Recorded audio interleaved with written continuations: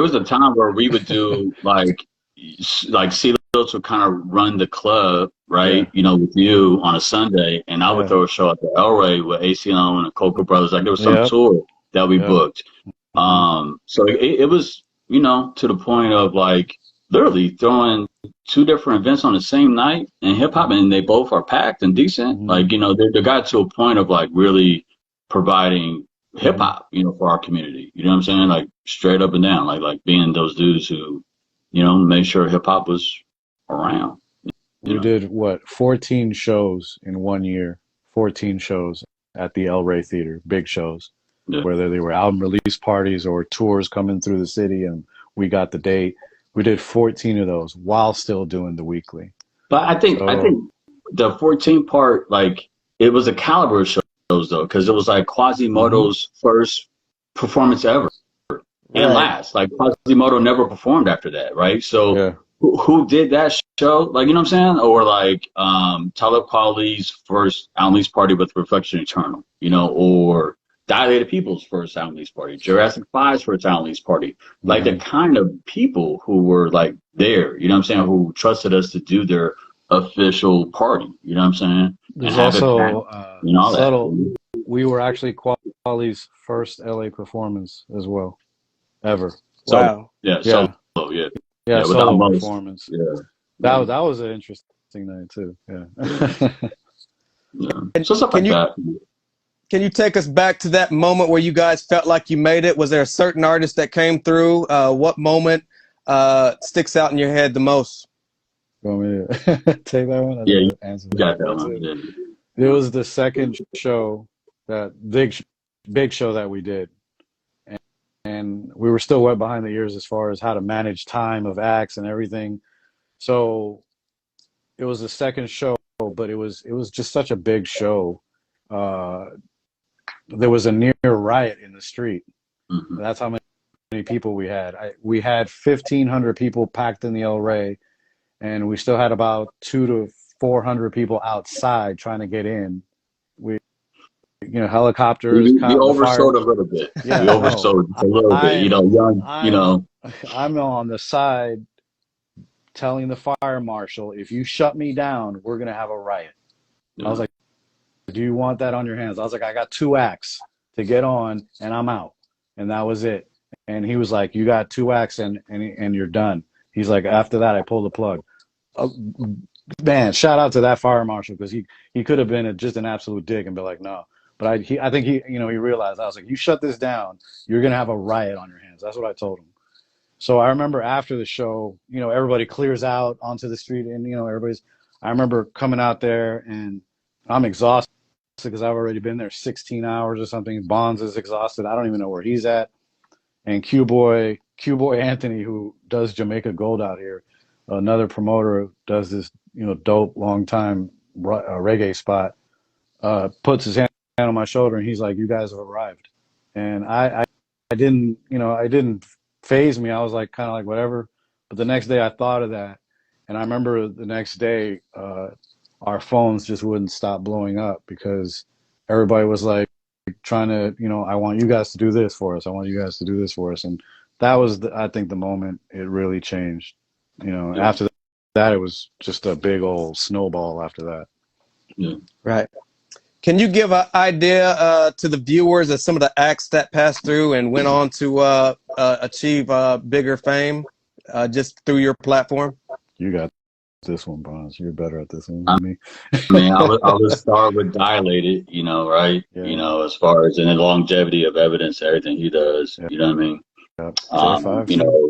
So I would say, just, friends, from Planet Asia, but even like established acts who, they didn't have a weekly spot, they just come and kick it at, you know what I'm saying? Like, for like, AC and Micah and Peeves to come through all the time and just kind of like hang out, you know what I'm saying? Because for Project Blow and The Good Life, like you couldn't drink, like it wasn't a bar, you know what I'm saying? Like it was an open mic. My shit was a bar, like it was ladies around, and you know what I'm saying? Like it was a different kind of lane, if you will, So But to answer your question as far as acts, so man, it's a lot of them. So I don't know. I mean, A lot of folks are still here Lil today. Pack, You know what I'm saying? Luke Pack, Madlib, shout out to Madlib. Madlib, You know, J5, uh, who's still yeah, around, relevant. Obviously, Cut is still doing his thing. New Mark is still doing it. Like you said, Dilated. Because yeah, Ev is still doing it. Dilated is still doing it. yeah. Fellowship is still doing it. Basic Yeah. longevity part is probably what trips me out. I Is don't know that if we there's certain. broke. We didn't. We I don't say we weren't really even broke. into breaking No, it. Yeah. no, no. We used to I would say actually that be too, like, we used to tell people like, yo, if your music is not in the store, you're not getting on. Like Mm. you had to be, and that's the thing I'm noticing now is it seems like, I don't know if it's pay to play. It seems like a lot of cats just get on to get on. And but there was a lot of people we said no to. There was a lot of yeah. people we said no to. So, It's funny how they come back now and be like, yo, you want to let me perform or you want to let me yeah. DJ? Yeah, Oh, shit. because we were My like, they bad. have to be dope. I'm like, they got Yeah. to have something that, shout out to Dr. Oop. This is how I discovered Dr. Oop, how Bonds and I discovered Dr. Oop, Black Love Crew. Shout out to him. He's done some amazing work over the years. And he gave me a tape. I never heard of this dude, but I went home and listened to it, and I called Bonds right away. I was like, yo, this cat is dope. We need to put him on. Yeah. So we would listen to it. Like, yo, if you gave me something, I wasn't like a dick about it. I'd be like, I'm not even going. I would go home and listen to it. I still got the Because tapes. yeah, I know you I just. have two milk But crates so, full of just tapes of like people who were trying to get on to but we were the definitely club. So we were, picky. We were definitely yeah, picky. Like, you got to at least be in the store or something, and at least have some type of buzz, and we come from that era too, where the internet wasn't as prevalent. They had to be talking about you in the street, for yeah. us to put you on, so. Right. Looking back, was there any regrets? Was there somebody that actually was dope? You may have slept on at the time. You told them no, and you look back like, man, I don't think so. That's a good no. question. Not as far as That's acts, I would a say very maybe good question. regrets where like decisions I would make where Breeze was like, man, we should be doing this, but I would do it anyway. Like I would think specifically Cool Mix battles. Cool Mix, so a cigarette company, right, Oh wants yeah, to throw yeah. DJ battle, and on some underground hip hop shit, we're not making money. Like we doing all right, but we're not making money. You know what I'm saying? So any like corporate sponsorship kind of shit that would come our way, oh yeah, man, we doing this Cool Mix battle type thing, Yeah, and Breeze like, yeah, yo, we see selling out. Like, nah, these motherfuckers who keep hopping the fence to get in here is the ones selling us out. You know what I'm saying? So if I can make yeah. some money, you know what I'm saying, somehow some way to take care of the kid, this is At what we're the doing. at the at the time, he thought it was right, and that's what I can't Yeah. knock him for that. Yeah. So Hindsight, I'm like, I was taking money of someone pushing cigarettes, which ain't cool. So now with the Red Bull or Monster Energy and all this other type, it's I look at it now, McDonald's DJ battles or some shit, right? Like what are we doing? So that's why I kind of push it I'm on. reading Renzo say, I remember getting free cigarette packs at the shows. Yeah, I hated that. I was Cigarettes and like, what are shit. we You know what I mean? doing, Like, what man? are we doing? I was like, what are we Yeah, doing? yeah. I was like, So in hindsight, you know what I mean? Like, but so yeah, yeah, I'll leave at the it. time, it's all good. Yeah. You guys threw the live at the barbecue in 2000. At what Yeah. point do we start talking about bigger events? Mm, What do you, I probably have to tell the bigger story, to yeah, because like I said, we were doing the weekly, and we were happy. We weren't like, we weren't even thinking of that. And Bigger B, rest in peace. He used to come through Elements. He used to come through, and for us, that was a big thing. And then when he told us, like, he's like, I love, I like coming here. And it was like, oh, that was like oh shit, the king of LA just co-signed us.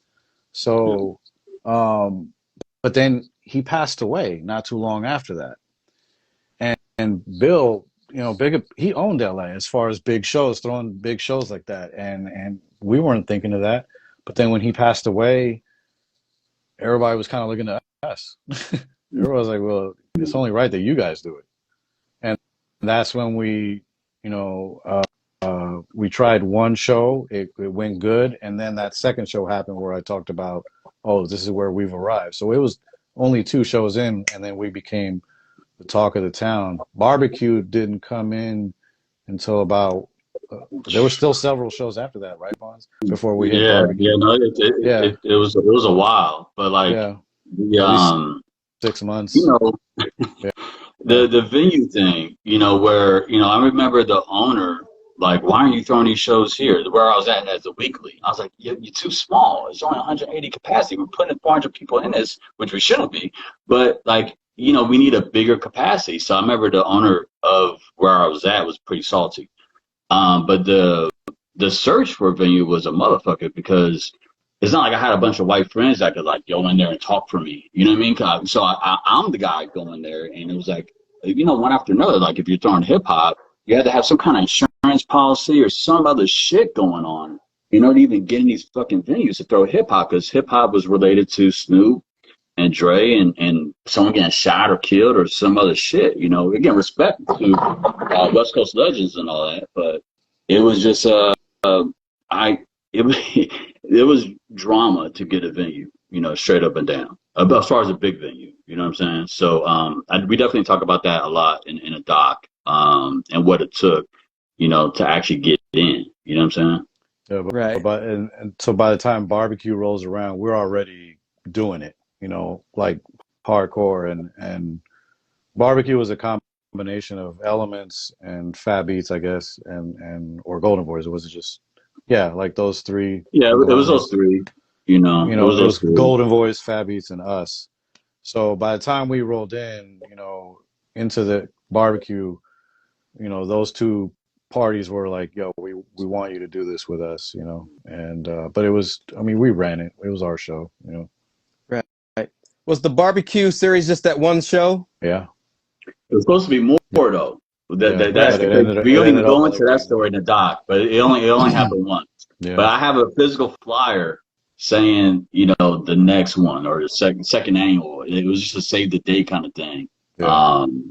And yeah, saying we don't go into that too much in the doc, but we do spend a lot of time on that festival, because it was the first hip hop festival like that. Like, when you guys think of like Rock the Bells or Pay Dues or some of these festivals that got pretty big, that style was done first with us. And there's a company called Golden Voice who throws something called Coachella. You guys might know of Coachella, right? So Coachella, the very first year it started was in 1999. And the main architect behind that, his name is Paul Tillett. Shout out to Paul Tillett. Shout out to Paul. He called us, or he found us at Fat Beats, and was like, well, actually, no, I take that back, because there was another story that relates to Paul. But overall, we had a conversation with Paul, and it was like, yo, I have the chance for Carol Lewis. Everyone knows Carol Lewis. Carol Lewis, if you don't know, Rakim. But Carol Lewis had this speaking tour that she was pitching. And and Paul was like, yo, I could book the show, but I need real hip hop heads to do this. So is there any way that you can, in a nutshell, do it with me, but add on to it? Because I don't know the right acts to add on, right? So I was like, oh, got you. Who's speaking tour? What is it? And he's like, it's De La, it's Common, it's Kweli, it's Pharoah Monch, it's Biz Markie. Like, I was, oh shit. And then we got to add on to that. Like, that's our starting point. You know what I'm saying? So then it was like, all right, let me call homies who just have our back. You know what I'm saying? So J. Rule all the time will come into town and perform. Souls of Mischief, you know what I'm saying, will perform for us a bunch of times. So we just called family who could do it. You know what I'm saying? And it became a festival. But it was Paul's vision of what he did with Coachella. You know what I'm saying? He was like, I know we could do a hip hop festival like this, like strictly hip hop, Yeah. So that's how it kind of came about. Yeah. Right. I won't spoil too much about Live at the Barbecue. You said you touch on it in the documentary, but you mentioned one act, Biz Markie, who passed through. Can you guys give us a great memory of the legendary Biz Markie? And I remember Bonds and I used to work at Fat Beats, which at that time, Fab Beats LA. At that time, Fab Beats was the center of LA hip hop. Like if you wanted to go find out the latest anything, even what's going on in LA. So everybody stopped through there, and I was the assistant buyer to CeeLo. Shout out to CeeLo's, and Bonds was also working there on the floor, and Biz was a frequent customer. He would come in all the time because he was a vinyl junkie, man. He was a real DJ, you know what I'm saying, real digger. But what I remember is just how funny he was. He was so genuinely funny. I don't mean like. I mean, genuinely funny. Like he could have been a stand-up comedian. He would have us just in stitches, like just rolling, because he was just so funny. But he was also just so generous, very generous dude. But yeah, that's what I remember about him. You know, same thing at the barbecue. I remember him backstage, just having people rolling, like just genuinely funny. He had this quick wit about him. And you were gonna laugh if you were around Biz. You were gonna laugh. That's for sure. There's an article by Hip Hop DX. We gave him like an exclusive clip of the movie, and it has Biz in it. And there's a story between Biz and J-Rue. And so it really, to me, defines a little bit how genuine Biz is. You know what I'm saying? As far as what took place. So. You'll probably see it on our socials, you know what I mean, as far as like the article. But yeah, if you read the article, if you guys are there, you know what I'm saying. But also, there's a clip. It's about 3 minutes long. You know what I mean? Shout out to Kylie. Shout out to Kylie over at Hip Hop DX. Right. Did a lot of corporations try to come in and obtain what you guys were doing? At what point did what was the height of the Elements? The height, or you're just saying maybe at what point did things start not becoming so fun and interesting there? Was corporations starting to infiltrate at all? I think, like what Bond said earlier, I think the cool cigarette for me, that left a bad taste in my mouth, and that was kind of like the beginning of the end for me. So, but I mean, it's also a complex answer because somebody else asked that before, because the scene was changing, and I don't mean the music scene. Everything was changing. That's when digital really started to come into play. Internet started to come into play. Not everybody was downloading music and not buying it anymore. So and then we were burned out. We were just honestly burned out, and I think. Yeah.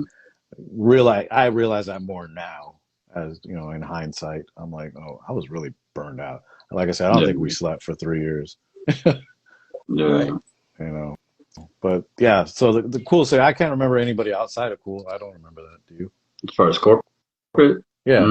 There's probably stuff we're not thinking about. When you look at the flyers, you could tell, like I could remember, just from the logos on the flyer, that kind of thing of who was giving money, who, different things I had to do to maintain. So the one thing I think it was more after us that we started seeing like things like Red Bull, Right. Right. I don't even think that was coming into play yet. But the whole reason it was still very organic. It was still very organic when Bonds and I were doing it. Yeah. But that organic thing starts to die out. Because people are not there just because of the MC battles and the DJs and the incredible dancers and, incredible MCs. They were there if we could get some big ass act to come through. And I can't always get fucking, J-Rue to come by or Talib or some shit. Like, you know what I'm saying? So people got burned out too and spoiled. Yeah. To be honest with you, I think Pat's got kind of spoiled where they would pay $7 to get in and see fucking J-Rue or fight for some shit. You know what I'm saying? I'm like, yo, I can't always pull a fucking big ass act every fucking week. So come through when it's just some normal shit going on and support. Yeah, I know it's a Sunday night, but you were doing this, before we started getting big acts. You know what I mean? So, there's the promoter thing, right? The guy who, you spend all your hours trying to get people there and flyers and managing shit and losing your ass, losing your money and not spending time with your kids and all that type shit. And then you're going to sneak in and shit. gonna tell me that 20 years later too, being in my DMs like, hey, sneak in. Like, well, shit, you're the reason why this shit don't happen no more. Like, you know what I'm saying? So, support. You know what I mean? So pay that money, support. If you love the culture, like you used to do, you used to ride your bike to go to Tower Records or whatever to buy, vinyl and shit. Then, don't just listen to the Spotify. Go ahead and buy the fucking, album. Support that dude on Bandcamp. Go buy the T-shirt and shit. Because at the end of the day, we are trying to provide, hip hop, right? We're practicing the culture, like literally practicing the culture, and the fans have to, support it, like we used to do. So Club Elements had a. No, you're good. Elements had a 3-year run. Is that correct? About 3 to 4. Okay. Yeah. So when it came to an end, where did you guys find yourself? I know I was doing radio at the time. Shout out to Fidel. Shout out to Fidel Rodriguez. I did 10 years on KPFK with Fidel and Orator and Counter-Strike and Icy Ice. Shout out to my brothers. So I was doing that, and I hit the road a lot too. I was, just DJing out and living off the fruits from the Element stuff. So just did that for a while and focused on music. I put out an album called Latchkey Kid Chronicles, which has Prince Poe on it, who I know you just had. I saw it the other day. Shout out to that brother. Rock is on there, LMNO, Scarab from Living Legends. So, but that's what, we just kept doing hip hop. Yeah. I was touring. I was on tour with Mystic. So shout out to Mystic. She just celebrated her 20-year anniversary of Cuts for Luck, Scars for Freedom. So 20 years, she owns the masters and she put it out. And so when you go support her and you buy it, it's going directly to my sister's pocket. So I was on tour for about 1.5 years, 2 years, and then ended up doing radio on Friday Night Flavors every Friday for like 4 or 5 years. So still stayed in hip hop, but I had no desire to throw a show at all whatsoever after that shit. So right. Yeah.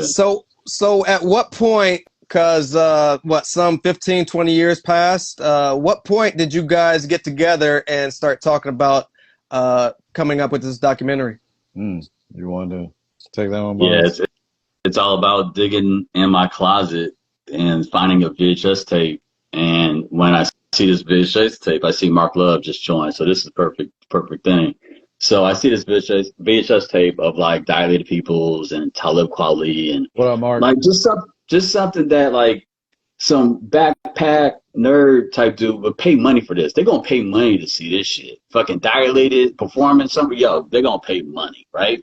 So, I called Mark. So what up, Mark? I called Mark Love, who just joined us, and I was like, yo, man, how can I make some money off this shit? Off this footage? Mm-hmm. And he's like, I'm not exactly sure, but I know one guy who would know, and that's Adrian Young. So let's go pick me up. Come on, let's roll. Let's go to Adrian Young's record shop, and let's go chop it up with him.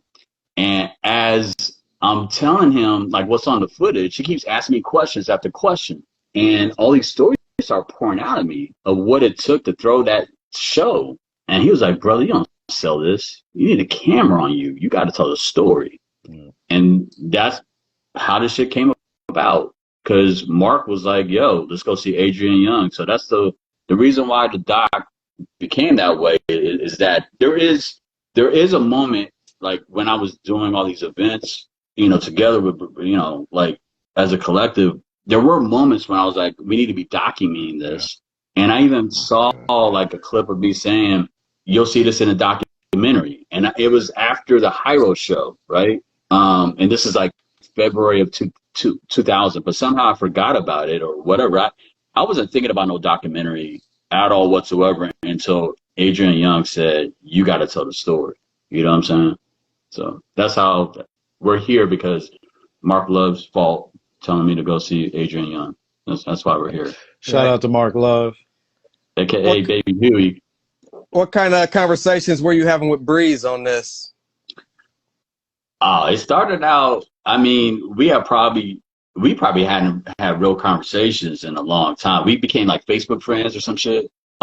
we may had like one or two conversations just to like, you know what I'm saying? Like, yeah, we were pretty beat up after the experience with I Elements, to be quite remember, honest with you. yeah, we we there was a few years where we didn't speak, Yeah, but we did start talking like after that, and you know, just on some like friends, like what's up, how you been, yeah, blah blah blah. yeah. But I remember I'm watching other hip hop documentaries. I'm not gonna put them on blast, you know what I'm saying? Because I put there's them no on need blast.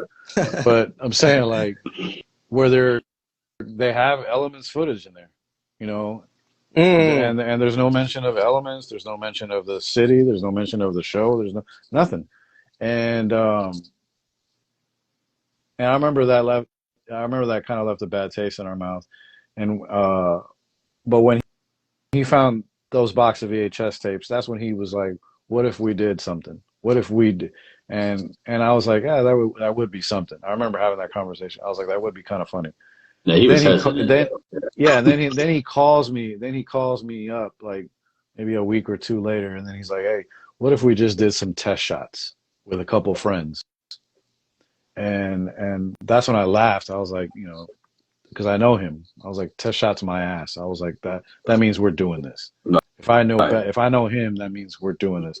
And we shot the interview with Mark Love, uh, and a couple other people out in the city.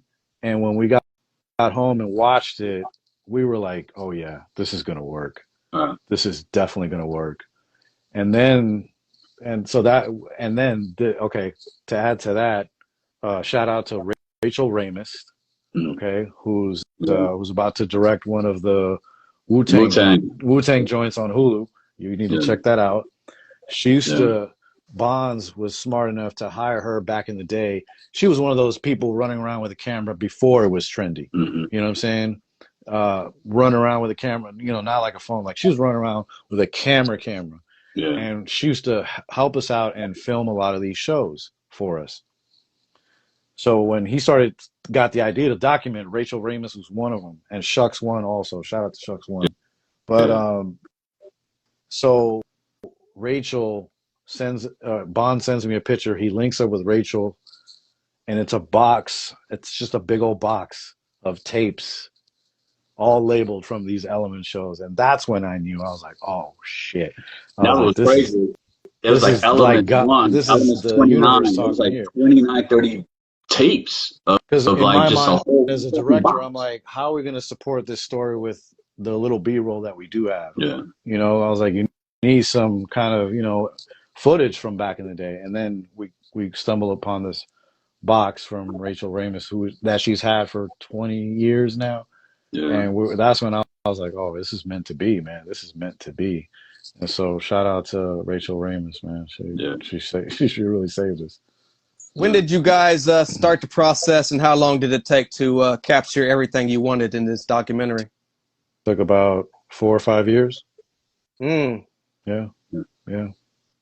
About 4 or 5 years. I don't remember the year that we started Bonds because honestly, all this stuff that we're doing now, we would have probably did it a year ago, but Yeah. you know, this COVID nonsense is happening. So, you know, so I would say 5 years from 2019, or correct me if I'm wrong, brother. I would 5 say, years from yeah, 20, so we really 2015, took off at 2015 because that's when we started 2015. to do the Yeah. Kickstarter. We had enough interviews Yeah. to like have, you know, little trailers and stuff like that. So Yeah. I would say 2015 is when we kicked it into gear, Mm-hmm. and we went hard for about 2 years, like strong for about 2 years. Mm-hmm. And then we started to take a step back and like, all right, well, you know, what do we have, and what story are we trying to really tell? We had to be directors. Yeah, you know, you know, and then so we kept making these little clips about everything but us. Like we would have these great clips about maybe Quality's first time ever performing in LA, or, you know, we just had these great little kind of like puzzles, right? That we thought was interesting as hell, Mm-hmm. you know. But at some point, you know, we were lucky to have a lot of mentors. Dr. Rachel Ramis was one of them.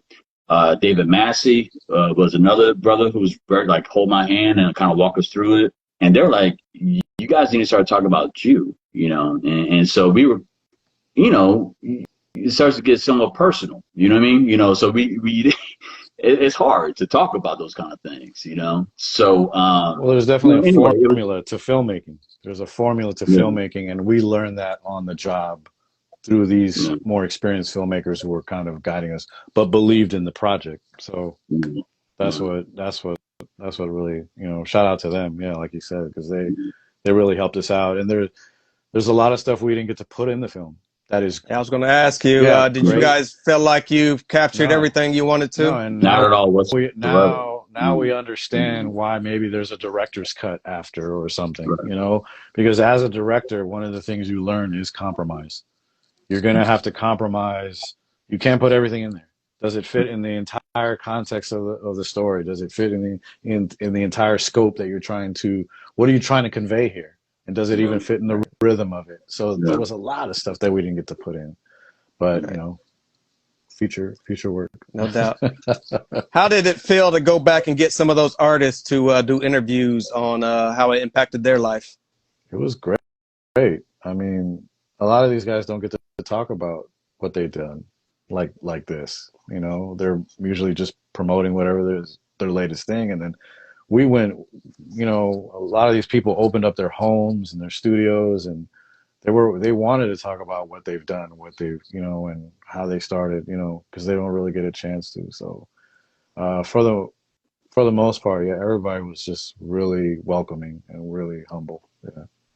Right. 20 some years later, do you feel like The Elements has gotten the credit it deserves?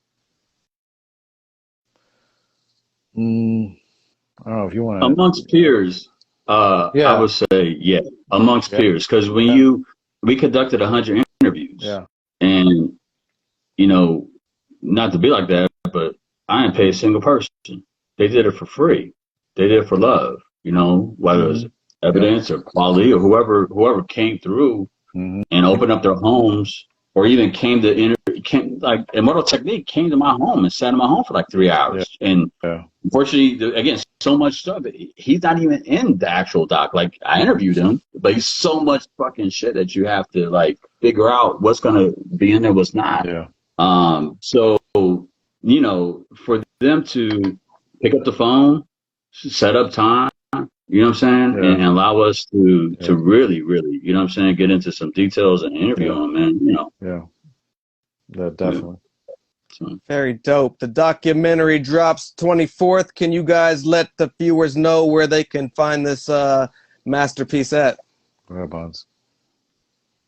So you can find it it's everywhere. I mean, anywhere you basically rent, you know, on demand, you know, whether it's Apple Amazon, TV, Amazon, or Apple Google TV. Play. I would say Apple TV is probably the one that you would want to go to, but Google Play, Amazon, and, you know, when you go to like our website, elementsdoc.com, elementsdoc.com, you'll see basically a little link there. You can pre-order it, you know, to make sure you have it ready to go for Tuesday night and popcorn and listening to some classic stories and hip hop and all that fun stuff.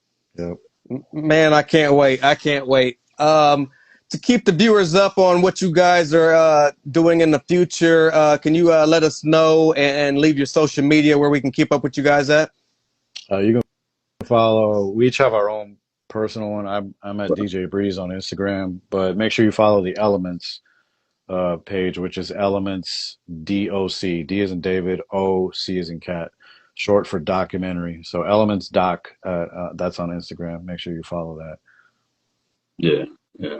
And real quick, shout out to the team. Rod G is in the chat right now. And Rod G was our main editor and producer as well, and came into that role. He really helped us guide this thing to get it to where it's at now, to actually be able to get it to be released. So shout out to my brother Rod G right here. You know, we look forward to being able to take this and keep going. I never thought I would fall in love with something else as like passionate as I am as a DJ. You know what I'm saying? Like, I'm hella passionate about DJing, and I got hella passionate about interviewing folks and getting stories about hip hop that you haven't heard. I love Dre, love Wu-Tang. I love the Tupac Biggie story. Yay. You know, but we heard them stories over and over and over and fucking over again. So it's time for some other stories to be out there. So with that being said, you know what I'm saying? We look forward to providing more stories. You know. Absolutely. And I look forward to you guys coming back and providing more stories about the culture that we love so much. And also, I think it's time for Live at the Barbecue Part 2. What do you guys think? Oh boy, I'm exhausted just thinking about it. I don't know. We'll see. We'll see. I also want to give a shout out to the rest of the team: Robin, Kat, David Massey, who Mike Richter, DJ Revolution, who made 60 beats. Yes, and one of the DJ beats Revolution is right now on Spotify. DJ Revolution, who saved our ass. Jessica over at Cosign, Jerry Graham over at Shout Studios, for believing in the project and picking it up. We're nothing without these people. Bonds and I are the face right now, but a lot of people holding us up. So shout out to them. Absolutely. Big shout out to Jerry Graham for linking us. This interview will be immediately for review for anybody who missed it, immediately following this interview. I thank you guys so much for spending your Friday letting us know about this documentary. I'm looking forward to seeing it. I can't wait. Anytime you guys want to come back, you're very welcome. And like I said, this has been so episode. Absolutely. Much respect and good luck on this documentary. August 24th. August 24th. Tuesday. 24th. Yeah. Peace. Thank you so much, Bonds. Thank you so much, Breeze. All right, brother. All right. Peace. Peace.